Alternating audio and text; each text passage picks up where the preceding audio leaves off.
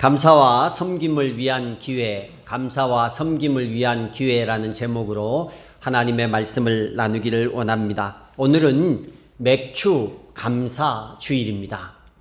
보리를 추수한 것에 감사해서 드리는 절기입니다. 그러나 이스라엘에서 이 맥추절은 다른 의미로, 두 가지의 의미로 불려지고 있습니다. 작년에 제가 한번 설교를 했는데 하나는 오순절이라는 이름으로 불리고 하나는 초실절이라는 이름으로 불려요.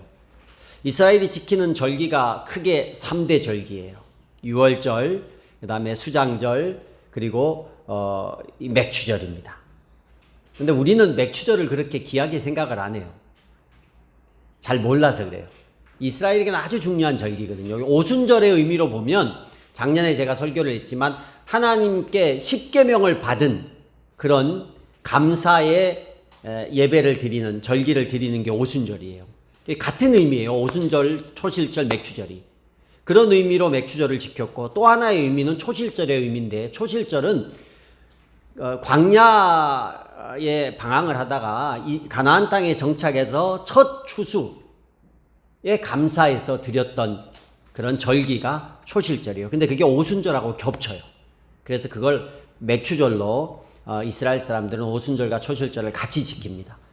우리나라에 와서 원래 이 오순절이 5월, 6월 사이예요. 근데 우리나라에 와서 7월로 바뀌게 됩니다. 왜냐하면 우리나라는 5월에 뭐 첫 추수할 게 없고 상추나 추수할까 큰 추수가 없고, 그리고 오순절의 개념도 그것만 강조하기는 그렇고 해서 맥추절의 의미를 더하기 위해서 우리나라에 그 보릿고개 지나서 쌀 농사를 짓고 쌀이 떨어졌을 때 이제 보리를 겨울에 심고 보리를 추수하는데 보릿고개라고 하잖아요. 쌀은 떨어졌는데 보리가 이게 다 익지 않아요. 그래서 그 보릿고개를 넘어가는 게 아주 힘든 시기가 있었어요. 그런 시기를 끝나서 보리를 처음 추수하고 나니 얼마나 기뻐요. 그래서 우리나라에서 맥추절이 이제 보리 추수한 뒤에 드리는 감사절기로 바뀌기 시작합니다. 한국의 특수한 상황이죠. 근데 요즘엔 농경사회가 보릿고개 이런 거 없어졌잖아요. 왜 쌀이 없어? 쌀이 없으면 라면 사 먹으면 되고 뭐 이거 하면 되지. 쌀이 없는 거에 대한 이해를 못하는 시대가 이제 오고 말았어요. 그러다 보니 맥추절이 특별하게 우리한테 어떤 감사가 될까? 이게 안 와닿는 거예요.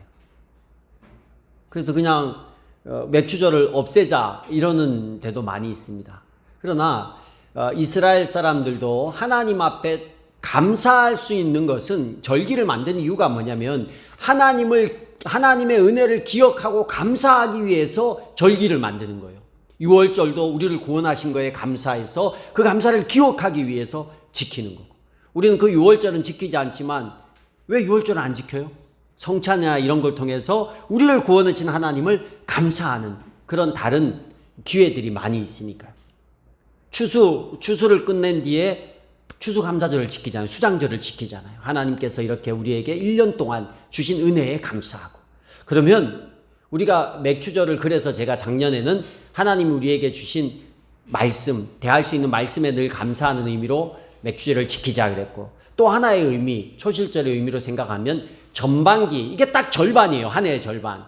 절반의 의미를 담아서 한 해의 절반을 지켜주신 하나님께 감사하자.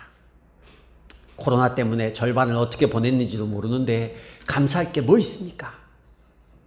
그럼에도 불구하고 그 안에서 보세요, 여러분. 하나님께서 우리가 죄인임에도 불구하고 구해주셨잖아요. 코로나 가운데 그 어려움에도 불구하고 우리에게 주신 은혜가 있는 거예요. 그걸 찾아서 감사해야 돼요. 그래, 그 감사가 있을 때 남은 절반이 하나님의 은혜로 더 채워, 감사하는 자에게 더 채우시는 하나님의 은혜가 있거든요. 근데 제가 이 맥추절에 하필이면 왜 룻기 말씀을 여러분과 나누려고 할까? 이 룻기는 참 따뜻한 이야기입니다. 룻과 보아스의 사랑. 이 첫 연애가 싹 트는 장면이 오늘 이 룻기 2장이에요. 신혼부부도 있는데요. 이제 예비 신혼부부도 있는데 좋겠어요. 곧 결혼을 해서. 여러분, 이 룻이 보아스를 만난 때가 언제냐면 맥추절 때예요.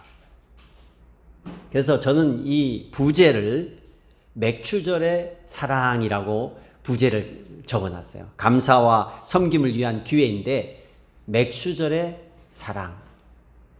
룻은 이스라엘 출신의 여인이 아닙니다. 원래 베들레헴에서 살던 엘리멜렉이라는 사람이 나오미라는 여인과 같이 살고 있었어요.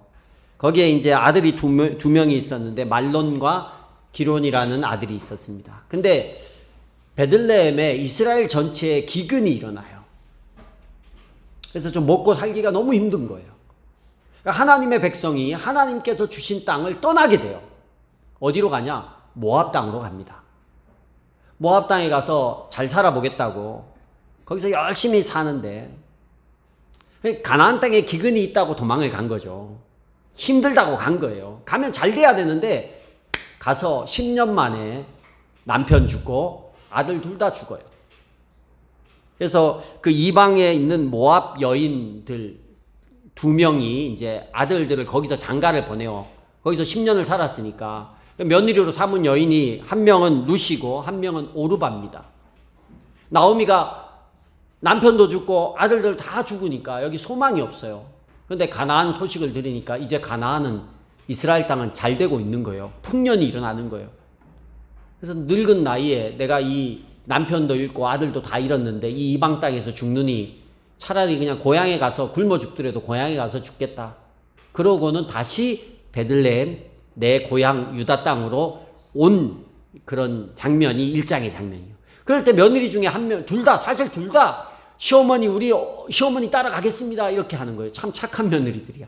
남편도 다 죽고 젊은 여자들인데 둘 다 오르바가 나쁜 사람이 아니에요. 오르바도 룻처럼 시어머니와 같이 가겠다고 했어요. 근데 시어머니가 2번씩이나 너네 집으로 가. 너네 집으로 가. 가면 너 따라가면 뭐하니? 내가 지금 이 나이에 다시 애를 낳아서 어떻게 할 수도 있는 것도 아니고 갑으로 살아야 되는데 안 된다. 인생 여기서 그냥 살아라. 나는 내가 믿는 하나님께로 가니까 너희는 너희 지방에서 살든가 어떻게 하든가 해라. 간곡하게 만류했어요. 그러자 오르바는 알겠다 그러고 가고 룻은 유명한 말을 하잖아요. 어머님의 하나님이 내 하나님이고 어머니의 결례가 내 결례입니다. 어머니의 나라가 내 나라입니다. 그러고 따라오는 거예요. 따라왔는데 막상 고향에 오니까 10년을 떠나와 있고 어렵게 살다 아무것도 없이 와서 살 수 있는 게 없어요. 뭘 하는 거예요? 이게 좀 이삭 줍는 게 뭐 있어 보이지만 거지예요. 쉽게 말하면 거지라는 거야. 남의 집에 품삯 주고 일도 못해요. 이렇게 떨어뜨린 이렇게 이삭들 줍는 거지 생활을 하는 거예요. 며느리가 시어머니 모시려고 남의 집에 가서 거지 동냥하는 거예요. 근데 그것도 함부로 못해요. 남의 밭에 가서 하루 종일 서 있기만 했어요. 왜냐, 남의 밭에 가서 함부로 풀린 거라도 남의 밭에 거 주스면 도둑이잖아요. 도둑으로 몰려서 큰일 날 수 있는 상황이에요. 그러니까 가만 서 있기만 한 거예요. 근데 그 장면을 그리고 그 모든 소식을 보아스라는 사람이 듣게 됩니다. 여러분, 보아스가 이렇게 종들을 부리면서 곡식을 추수하는 맥추절에 이 밀을 추수하고 있어요. 이 추수하고 있는데 보아스는 부자고 땅도 많고 재산도 있으니까 여유로워서 이렇게 하는구나. 우리는 그렇게 생각할 수 있습니다. 아니에요. 원래 보아스보다 더 룻과 나오미를 챙겨야 될 가까운 친족이 있었습니다. 나름 재력도 있는 사람이 있었어요. 근데 이 사람은 룻과 나오미를 모른 척 했어요. 후에 보아스가 룻을 얻으려 할 때 그 사람은 나는 이 사람하고 상관없이 니 알아 해라 이럴 정도로. 그런데 유독 보아스는요 룻을 주목해서 본 거예요. 근데 왜 그렇게 봤냐? 오늘 읽은 성경에 보니까 룻이 했던 그 행위, 모압 이방 여인임에도 불구하고 어머니를 지극정성으로 섬기고 어머님의 하나님을 자기의 하나님으로, 그리고 알지 못하던 이방 백성에게로 어머님을 따라서 오는 걸 보고 하나님께서 저 여인을 축복하셔야겠다라는 그런 마음이 있었어요. 그래서 어떤 고백을 하냐면 2절 하반절에 보니까 이스라엘의 하나님의 날개 밑으로 보호를 받으러 왔으니 그분께서 대개에게 넉넉히 갚아 주실 것이요. 이런 고백을 해요. 누구의 고백이냐면 보아스의 고백이에요. 당신이 하나님을 나의 하나님으로 믿고 하나님의 곁으로 왔으니 하나님이 당신에게 넉넉히 갚아주겠어. 지금 누가 룻에게 친절을 베풀고 있어요? 보아스가 베풀고 있잖아요. 보아스가 자기의 밀을 가지고 자기의 밀밭에서 떨어지는 이삭을 가지고 룻을 섬겨주고 있으면서 보아스의 고백은 뭐냐? 당신이 하나님을 따랐으니 하나님의 보호를 바라고 왔으니 하나님께서 당신에게 넉넉히 갚아주실 것이요 하면서 자기가 친절을 베푸는 거예요. 자기의 있는 것으로. 근데 보아스, 여기 성경 읽어봐서 알겠지만 보아스의 밭에 일하는 일꾼이 있고 그 뒤에 따라가는 여인들, 종들이 많이 있어요. 먹여 살려야 될 사람들이 많이 있다고. 일해야 돼요. 그런데 그 여인을 불러다가 거기에 앉혀서 자기의 밀을, 자기의 곡식을 맥주절에 나누어 주는 거예요. 보아스의 이 마음을 한번 들여다보면 보아스는요, 자기에게 주어진 감사를 하나님께서 내게 주셨고 또 그것을 내게 보이는 하나님의 사람에게 하나님이 나누기를 바란다라는 마음을 100% 이해를 했어요. 그랬으니 자기가 친절을 베풀면서 뭐라고 고백해요? 하나님께서 당신에게 넉넉히 갚아주실 거예요. 하나님 와가지고 우리는 늘 바라는 하나님 내게 보여주고 뭔가 로또도 되고 뭔가 돈이 툭툭 떨어지기를, 우리는 그런 구함만 있어요. 그런데 보아스는 시각이 달렸어요. 내게 준 여러분 부자가 되려면 더 정말 악착같이 모으고 이렇게 해야 돼요. 그냥 막 이렇게 써서는 부자 안 되더라고요. 근데 보아스가 그래도 유지고 땅을 가지고 있고 부자 같아요. 근데 자기만 채우고 이게 내가 잘해서 내 능력으로 이게 아니에요. 기본적으로 하나님께서 내게 주신 은혜라는 마음이 보아스에게는 있어요. 그리고 그 은혜를 하나님이 필요로 하는 그곳에 사용하는 거예요. 내 거라고 움켜잡고 있는 게 아니라 저 여인이 주님을 향해서 주님의 보호를 바라고 왔는데 내 눈에 보여. 내 귀에 들렸어. 그럴 때 우리는 못 들은 체하고 못 본 체 할 수도 있어요. 그런 사람이 많아요. 근데 보아스는 그러지 않았어요. 하나님이 내게 감사할 걸 주셨으니 이 하나님의 신실한, 하나님의 도움이 필요한, 하나님의 은혜가 필요한 사람에게 하나님이 갚아주기를 바라는구나. 그리고 도와주는 거예요. 일부러 흘리는 거예요. 막 이삭을 일부러 흘려. 뒤에 따라가는데 떨어진 것만 주워가지고는 밥을 먹고 살 수 없는데 일부러 흘려서 그걸 잔뜩 주워갈 수 있도록 하는 거예요. 은혜를 베풀기 시작하는 거예요. 그리고 고백은 뭐예요? 하나님께서 당신에게 넉넉히 갚아주실 것이요. 여러분, 감사와 섬김을 위한 기회라는 제가 이 제목으로 삼은 이유가 뭐냐면, 보아스는 자기에게 주어진 맥추절의 추수를 하나님의 앞에 감사할 기회와 또 다른 사람을 섬기기 위한 기회로 잘 사용을 했어요. 우리가 맥추절을 보내면서 그냥 주일날 와서 절기 하나 보냈다 이러고 가면 다른 주일이랑 아무 차이가 없어요. 그리고 굳이 맥주 감사절을 보낼 필요가 없어요. 여러분, 절기이기 때문에 이 주일에 뭘 생각해야 하냐면 하나님 앞에 감사할 기회로 삼으셔야 돼요. 이때를 그냥 열심히 일해서 추수했구나 이게 아니에요. 보아스에게는 이 마음이 아니에요. 그냥 이렇게 내가 추수할 수 있는 것도 하나님이 주신 은혜예요. 하나님이 보호하신 은혜예요. 그러니까 이런 절기를 통해서 감사할 수 있는 기회를 잡으셔야 돼요. 6개월 동안, 전반기 6개월 동안 코로나 때문에 각 가정마다, 삶마다 어려움이 있습니다. 계획의 차질이 있어요.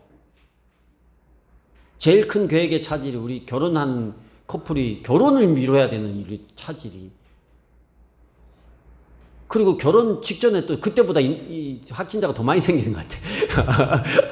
그럼에도 불구하고 결혼식은 하잖아 또. 안 미루고 더 안 미루고. 그 6개월 동안에 하나님이 내게 주신 은혜가 무엇일까? 없어가 아니라 찾는 거예요. 찾아서 감사하는 게 우리가 이 감사주일날 해야 될 믿음의 사람들의 자세인 겁니다. 한번 찾아보세요. 뭐가 있나? 한 주 동안 그거 하셔야 돼요. 하나님 내게 6개월 동안 그래도 어려운 일을 겪었으면 그 어려운 일 때문에 깨닫게 된 것, 알게 된 것. 좋은 일만 감사하는 게 아니잖아요. 감사를 찾는 기회로 삼으셔야 돼요. 두 번째는 뭐냐? 보아스처럼 섬김을 위한 기회로 삼으셔야 돼요. 감사가 감사로 끝나는 게 아니에요. 내게 어떤 감사를 주셨다면 내 눈에 보이고 내 귀에 들리는 이 감사를 나눌 수 있는 누군가가 분명히 있습니다. 분명히 있어요. 어제 제가 옥상에 갔는데 세상에 제가 시골에서도 경험하지 못한 오이를 하나 노각을 심었더니 뭐 얼마나 큰 게 열렸나. 정말 저기 냉장고에 어제 잔뜩 먹고 배부르게 먹고 남은 게 3분의 2가 남았어요. 그러니까 좀 이따 가서 냉장고를 열어보죠. 이만한 오이가 정말 그걸 제가 못 봤어요. 미처 숨어가지고 어디 풀숲에서 그게 그렇게 큰 거예요. 그래서 풀을 매려고 갔다가 이렇게 풀을 매다가 보니까 이만한 오이가 하나 있는 거예요. 그래서 그걸 땄어요. 얼마나 감사한지. 근데 이걸 따자마자 생각나는 게 뭐냐면 이 오이를 가지고 뭘 할까가 생각이 나더라고요. 그래서 어제 이제 목장을 원래 우리가 비빔밥을 사모님이 준비해 오는데 이걸 가지고 우리 목원들에게 오이 냉국을 해 먹자. 그래가지고 막 썰어가지고 있는 교회 재료를 가지고 오이 냉국을 만들어서 같이 먹었어요. 우리가 제가 자랑하는 게 아니라 늘 생각이 우리가 어떤 감사가 있을 때 우와 이거 횡재했다 해서 챙겨가지고 집에 가서 그냥 먹다가 다 못 먹어 썩어서 버리는 게 아니라 근데 이게 알게 모르게 우리의 어떤 습관이에요. 뭐가 생기면 그냥 내가 잘해서 생겼고 감사하기보다 그냥 내가 잘해서 아니면 운이 좋아서 그리고 그걸 가지고 어떻게 나를 위해 쓸까? 이게 우리의 그냥 체질인 것 같아요. 그리고 월급 나올 때 여러분 감사하면서 받아봤나요? 월급 나올 때? 그냥 내가 한 달 일했으니까 월급이 딱 나온 거야. 월급이 안 나오면 짜증이 나고. 그리고 내가 5만 원 올려서 나왔어. 코로나 시국에. 얼마나 감사해. 그때만 감사하지. 평소에 똑같이 나오면 그냥 월급 받는 거고. 5만 원 올려 나왔는데 감사한데 옆 사람을 봤는데 모르고 봤어. 10만 원을 더 준 거야. 어떻게 돼요? 갑자기 감사는 온데간데 없고 왜 나는 5만 원이고 저 사람은 10만 원이야. 사장이 미워지기 시작하는 거예요. 일하기가 싫어지는 거예요. 사람의 마음이 이래요. 사람이 마음이 이렇다니까요. 비교해서 남하고 자꾸 비교하니까 감사가 없어져 버리는 거예요. 보아스가 이스라엘 땅에 보아스 외에 밀추수한 사람이 없나요? 엄청 많을 거 아니에요. 보아스보다 더 추수한 사람도 있을 거 아니에요. 근데 하나님 앞에 감사하며 섬기고 나누는 거는 보아스만 기록이 돼요. 우리는 그냥 월급 못 받는 사람도 있거든요. 50%밖에 못 받는 사람도 있고 코로나 때문에 아예 월급을 못 받는 사람도 있고 직장을 그만둬야 될 사람도 있어요. 근데 우리가 받는 월급에 우리가 감사하냐고요. 혹시 5만 원 더 하면 감사했는데 옆에 10만 원 보고 비교해서 갑자기 감사가 사라지고 마음에 분노가 치닫고 사장이 악마같이 보이고 막 그러면 제 가운데로 빠지는 거예요. 내가 비교하지 말고 내게 주어진 것에 감사하는 거예요. 코로나 때문에 그럼에도 불구하고 내게 주어진 것에 감사하는 거예요. 그럼 보아스가 그 감사를 받기 때문에 보아스는요. 그 여인을 이삭을 흘려서 축복하려고 하나님의 은혜의 통로로 내가 일했어요. 근데 놀랍게 보아스는 그 여인과 결혼을 하게 됩니다. 나중에 결혼을 해요. 가부랑 이혼녀는 아니죠. 사별한 여인이랑 결혼해서 뭐가 좋아? 아니에요. 여러분, 룻과 보아스를 통해서 낳은 아들이 누구냐면 오벳이에요. 오벳의 아들이 누구냐면 이새예요. 이새의 아들이 누굴까요? 다윗이에요. 다윗. 다윗이라는 이스라엘의 가장 위대한 왕의 증조 할아버지, 증조 할머니가 누구냐면 보아스고, 증조 할아버지가 보아스고 증조 할머니가 모압 여인 룻이라는 거예요. 그래서 마태복음 족보에 이 사람들이 올라가 있어요. 한민족의 4대 후에 이스라엘의 2대 왕이 나오는 거야. 왕이 나오는 그런 은혜가 그 가정에 임하게 되는 거예요. 떡잎부터 달라요, 이렇게. 그냥 비교해서 늘 불만하고 짜증내고 이런 삶이 아니라 그냥 뭐가 주어지면 하나님께 감사, 내게 주어지면 주님 높이는 사람에게 나눌 기회로 감사할 기회로 나눌 기회로 이렇게 사는 거예요. 사람이 선해요. 사람이 아름다워요. 하나님 앞에 그저 하나님 앞에 감사하고 하나님을 좋아하는 사람을 어떻게 섬길까 이 마음이 있는 사람들이에요. 맥주절에 그랬더니 하나님께서 그 가정을 들어서 한 나라의 왕을 만드는, 그것도 위대한, 다윗과 골리앗 안 믿는 사람도 다 알잖아요. 그 위대한 인물을 만들어내는 가정이 여기서 출발이 되는 거예요. 얼마나 멋져요. 이게 차이라니까요. 그래서 그냥 식상한 감사가 아니라 이게 습관화돼야 돼요. 그러니까 비교해서 나는 이런데 나는 아무리 예배 잘 드리고 기도해도 이렇는데 저기 그냥 대충 신앙생활하는 사람 저렇게 잘 되는 건 뭐야? 아, 짜증나. 하나님 이거 불공평해. 그럼 계속 힘든 인생이에요. 그런 거 비교하고 5만 원 더 생겼잖아. 그럼 됐지. 월급 나왔잖아. 그럼 됐지. 안 나온 사람도 있는데 왜 그런 거라고는 비교 안 하고 잘 되는 것만 하고는 비교하는 거예요. 5만 원 더 나왔을 땐 그렇게 좋다가 옆 사람 10만 원 더 준 거 보면 왕 짜증이 나. 그게 성경에도 있잖아요. 성경에도 그런 얘기 있잖아요. 아침부터 저녁까지 일했는데 똑같이 저기 품삯 주니까 저녁에 오후에 3시부터 와서 일하는 사람하고 품삯 똑같이 주니까 불평불만하고 그렇게 얘기해도 우리가 못 알아채. 못 알아챈다. 하나님 앞에 은혜 누릴 방법을 못 알아채고 있어요. 하나님 앞에 은혜 받을 그런 기회, 축복받을 기회, 하나님 앞에 행복을 누릴, 평안을 누릴 기회, 그렇게 성경에서 이야기하는데 우리는 못 알아채는 거예요. 그래서 그런 삶을 살려면 이렇게 하시면 됩니다. 맥주절 이런 절기가 감사할 수 있는 기회로 이 날을 삼자. 오늘부터 일주일만이라도 한 해를, 반 해를 돌아보면서 하나님 앞에 감사할 주간으로 삼으시길 바랍니다.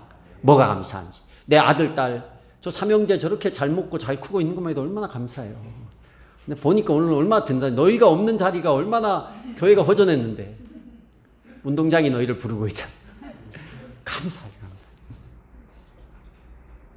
감사한 게 얼마나 많냐 돌아보면.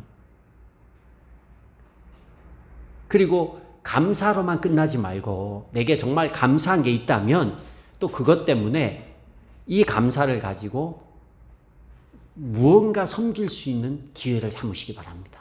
그게 흘려보내는 거예요. 감사를 흘려보내는 거. 그래야 은혜가 임해요. 이럴 때 이 보아스에게 얼마나 따뜻한 은혜가 임해요. 감사하고 감사를 그 여인에게 흘려보내고 얼마나 아름다워요. 저는 룻기를 볼 때마다 너무너무 아름다운 거예요. 이 맥주 감사주일이 감사를 기억하고 감사를 흘려보낼 수 있는 한 주간에 감사를 기억해야 흘려보낼 수 있어요. 감사하지 않으면, 감사할 게 없으면 흘려보낼 게 없는 거예요. 생각해보고 뭐가 감사한지, 이게 감사하고 이게 감사하면, 감사하다 사람에게 감사하면 그 사람에게 뭘 해주고 싶고, 그죠? 문자라도 한 통 보내고 뭐 선물이라도 하나 해주고 밥이라도 하나 해주고 아니면 따뜻한 말 한마디 해주고, 감사할 걸 생각해야 감사가 흘러가는 거예요. 그래서 이 한 주간 많이 감사하고 많이 또 그 감사를 흘려보낼 수 있는 저와 여러분이 될 수 있기를 주의 이름으로 축복합니다.